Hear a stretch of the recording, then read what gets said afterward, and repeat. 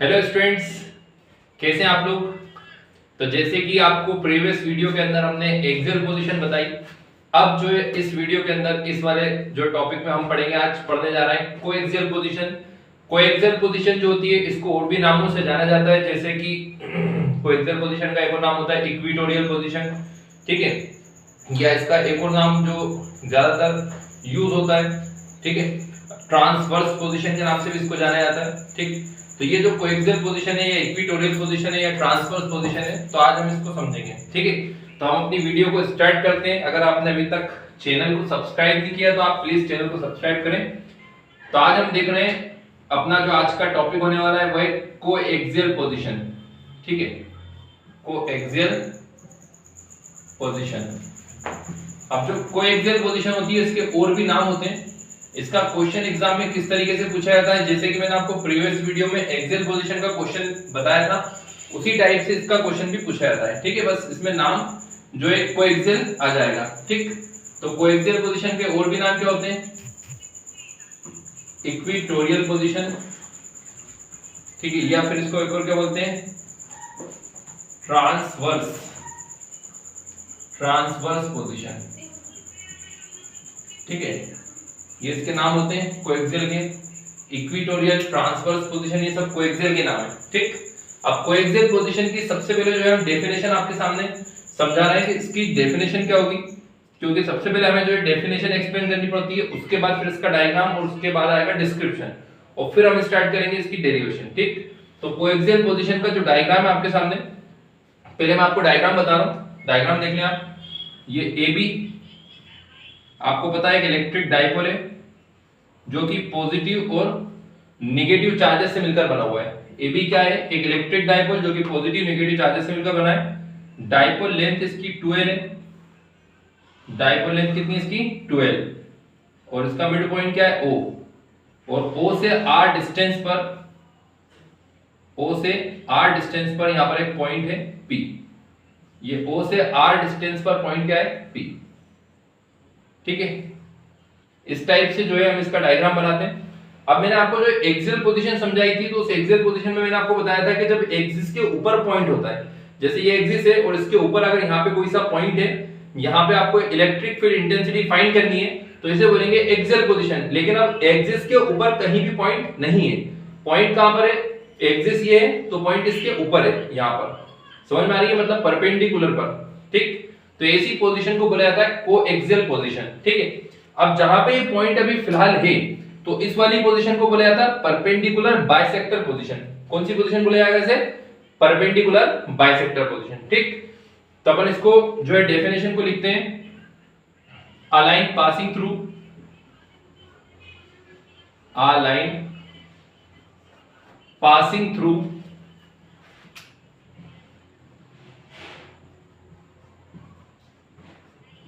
Positive and negative charges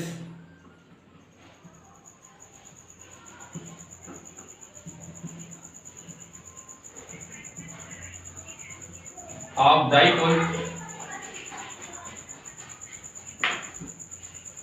positive negative charges of dipole is called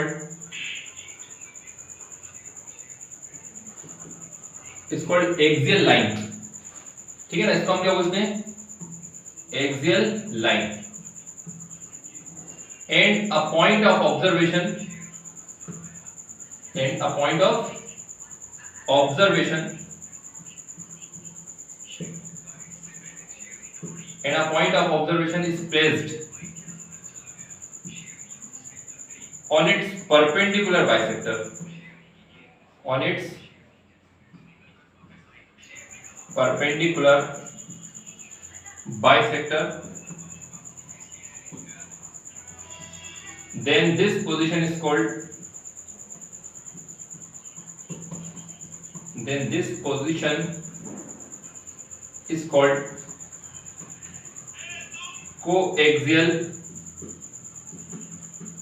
position. ठीक, ये coaxial position की definition आपके सामने लिखी हुई है।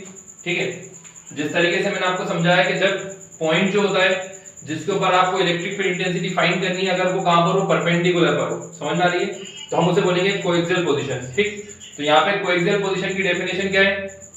A line passing through positive and negative charges of dipole, एक लाइन होकर जाती है पॉजिटिव और नेगेटिव चार्जेस से, किसके? डायपोल के। तो हम उसे बोलते हैं, क्या बोलेंगे उसको? Axial line. और जो पॉइंट ऑफ ऑब्जर्वेशन है वो कहां पर प्लेस्ड है? उसके परपेंडिकुलर बाइसेक्टर पर, तो उसे बोलेंगे हम कोएक्सियल पोजीशन। ठीक, तो ये आपके सामने डायग्राम भी है कोएक्सियल पोजीशन का।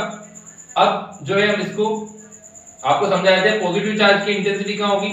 बाहर होगी, और नेगेटिव चार्ज की इंटेंसिटी कहां होगी? इसकी ये अंदर की तरफ होती है।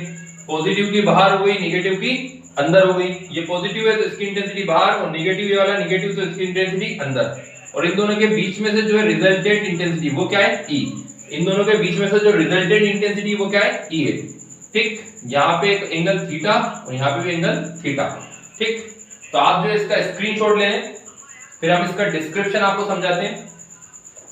स्क्रीनशॉट ले लें आप इसका। ये पूरी डेफिनेशन है आपके सामने कोएक्सियल पोजीशन की, आप इसका स्क्रीनशॉट ले लें, डायग्राम का भी स्क्रीनशॉट ले लें। ठीक, ले लिया स्क्रीनशॉट? ठीक है, थोड़ी सी इंक फिल कर लेते हैं, अब बहुत ज्यादा जरूरत लगने वाली है इंक की।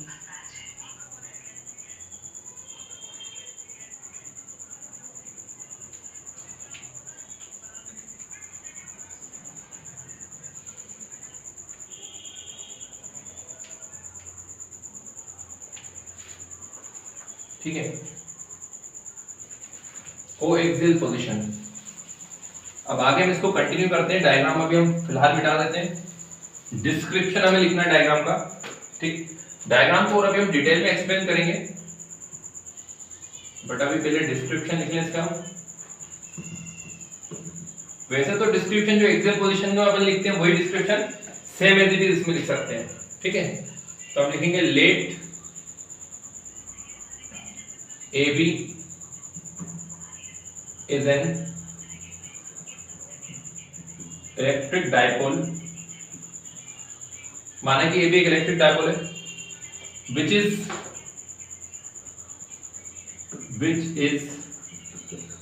consisting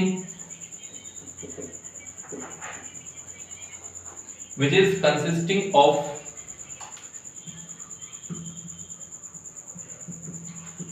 positive and negative charges, which is consisting of positive and negative charges.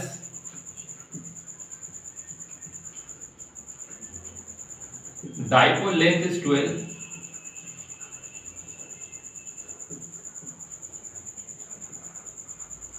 ठीक है, point of observation P,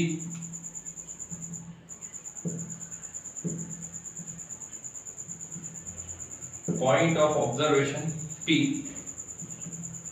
is placed from point O at distance r.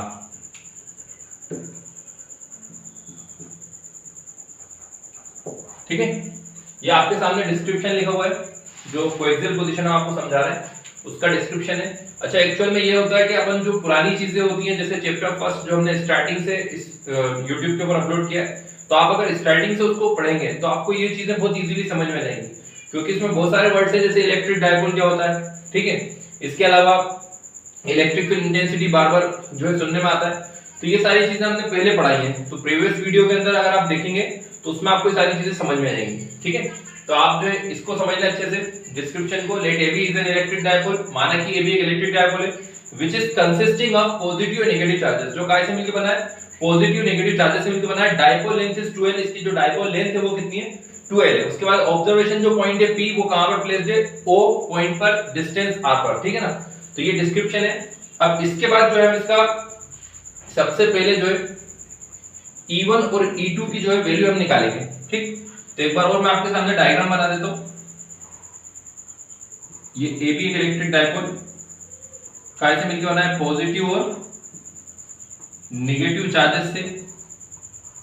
Dipole length इसकी 12 है और मिड पॉइंट O है, O से r distance में point का यहाँ पर P है। पॉजिटिव चार्ज की इंटेंसिटी कहाँ होती है? बाहर, और नेगेटिव चार्ज की इंटेंसिटी कहाँ होगी? अंदर। ये पॉजिटिव चार्ज दिख रहा है आपको प्लस, थोड़ा अच्छा बना देते हैं इसके ऊपर स्मार्ट सा।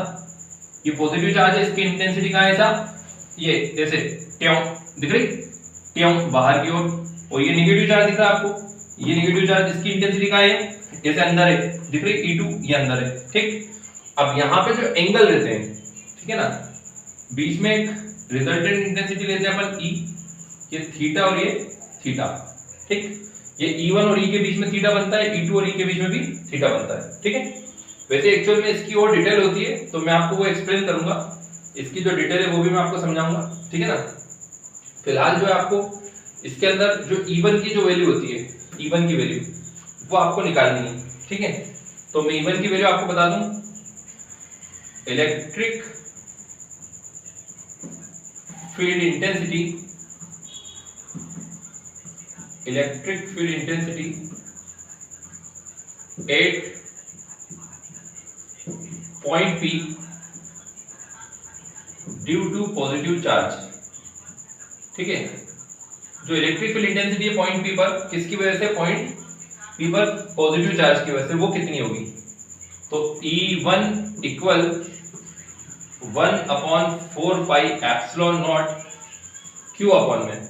अब यहाँ पे A से लेके P तक की कोई डिस्टेंस नहीं है, तो हम लिख देंगे AP स्क्वायर, क्या लिख देंगे, AP स्क्वायर, ठीक है।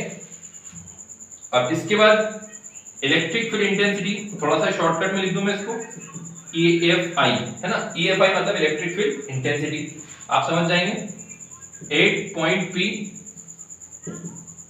ड्यू टू नेगेटिव चार्ज, ठीक है ना, ऐसा लिख देते हैं शॉर्टकट में, नेगेटिव चार्ज। तो इसकी वैल्यू आएगी E2 equal 1/4 pi epsilon not और माइनस Q अपॉन में। अब माइनस Q चार्ज कहां पर रखा है, B पे रखा है, तो B से लेके P तक की कोई डिस्टेंस नहीं है, तो क्या आ जाएगा, BP स्क्वायर, ठीक। तो यहाँ पे E1 और E2 ये दो वैल्यू हमने निकाली है। अब इसके आगे जो हम रिजल्टेंट इंटेंसिटी निकालेंगे, तो उसके लिए मैं आपको डायग्राम को जो है अच्छा डिटेल में एक बार एक्सप्लेन करूंगा, ठीक है, ताकि आपको रिजल्टेंट इंटेंसिटी इजीली समझ में आ जाए। वैसे ये बहुत ज्यादा टिपिकल मानी जाती है, टफ मानी जाती है ये वाली कोएक्सियल पोजीशन, लेकिन आपको इतनी टफ नहीं लगेगी, क्योंकि सबसे पहले हम जो है कोएक्सियल पोजीशन की डेफिनेशन लिखेंगे, उसके बाद डायग्राम बनाएंगे, आपके सामने डायग्राम, और ये डिस्क्रिप्शन है, उसके बाद E1 और E2 दोनों वैल्यू हमें निकालनी है, ठीक। आपको यहाँ तक मैं उम्मीद करता हूँ कि समझ आया होगा। अगर इसमें कोई प्रॉब्लम है, समझ नहीं आया, तो आप कमेंट करके पूछ सकते हैं, बाकी इसका स्क्रीनशॉट ले लें आप, ठीक है, ले लिया आपने स्क्रीनशॉट, इसका स्क्रीनशॉट ले लिया आपने, ले लिया, ठीक। अब अगली वीडियो के अंदर आपको ये पूरी जो है डिटेल के साथ एक्सप्लेन करेंगे, इसकी जो रिजल्टेंट इंटेंसिटी होती है वो कैसे निकाली जाती है। अभी फिलहाल ये वीडियो इतनी ही, ठीक। अगर आपने चैनल को सब्सक्राइब नहीं किया तो प्लीज चैनल को सब्सक्राइब करें और इस वीडियो को ज्यादा से ज्यादा शेयर करें, ठीक है। और अगर कोई प्रॉब्लम हो तो कमेंट करके जरूर बताएं। मिलते हैं अगली वीडियो में, थैंक यू।